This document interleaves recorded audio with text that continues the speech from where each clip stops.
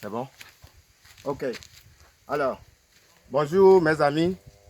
Vraiment, je veux m'adresser particulièrement à tous les Africains qui sont en Europe.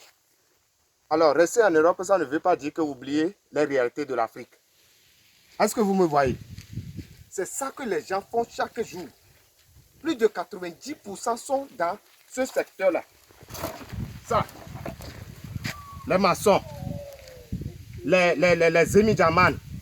C'est-à-dire, quand on parle de Zemi-Djaman, chez nous, c'est les gens qui roulent taxi-moto avant de manger.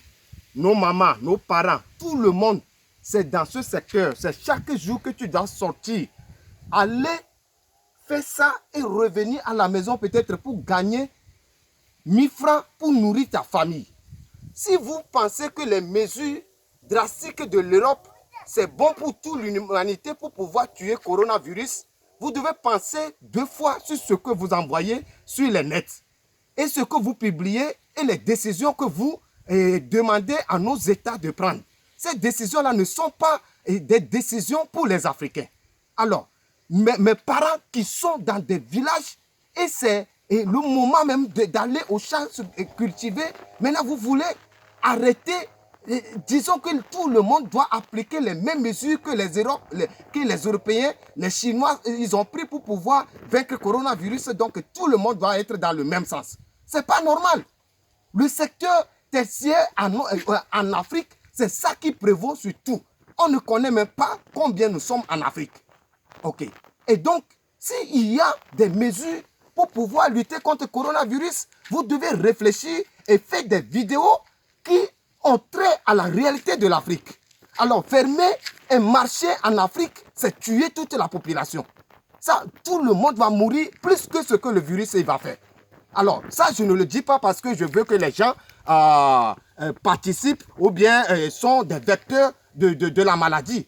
Mais je publie cela pour que les mesures que les Africains doivent prendre doivent être étudiées chez eux et décider des choses concrètes pour les Africains. Alors, il est temps que nous réfléchissons et nous devons laisser tout ce qui est de l'Europe. Chaque fois, on copie, on vient coller sans réfléchir sur ce que nous sommes en train de faire. Alors là, vous pensez qu'on peut fermer les marchés en Afrique? Est-ce que les marchés en Afrique sont comme les marchés européens? Est-ce qu'il y a combien de supermarchés? Vous pensez que les maniocs, on va aller déterrer les maniocs pour venir mettre dans le frigo? C'est ça que vous voulez dire? Et combien de personnes qui sont dans une pièce et qui cuisinent dehors parce qu'ils vivent dans les cours communes? Vous voulez les fermer où?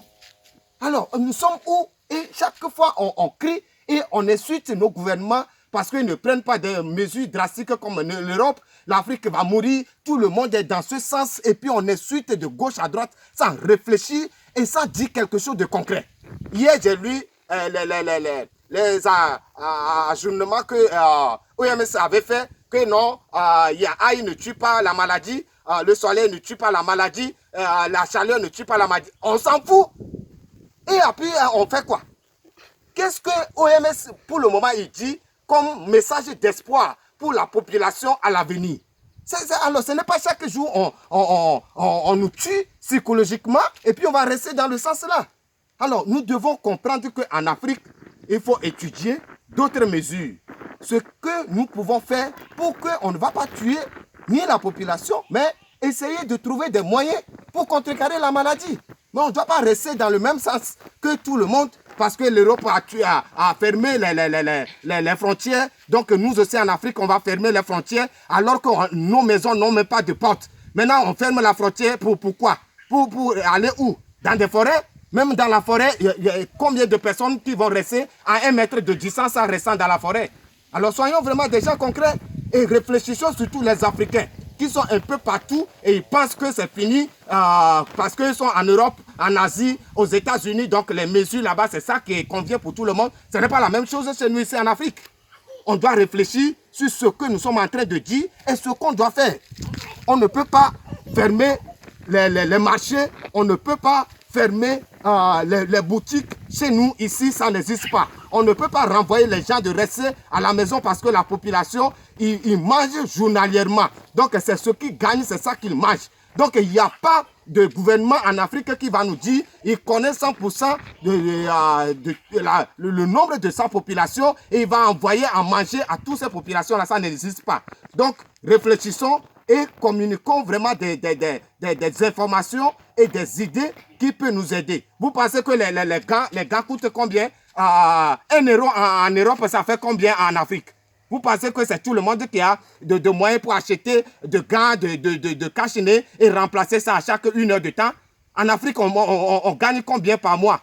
Alors, je vous avertis de réfléchissez et trouvons des mesures concrètes pour pouvoir sensibiliser les gens afin que les gens ne tombent pas dans les chaos que les autres pays sont déjà.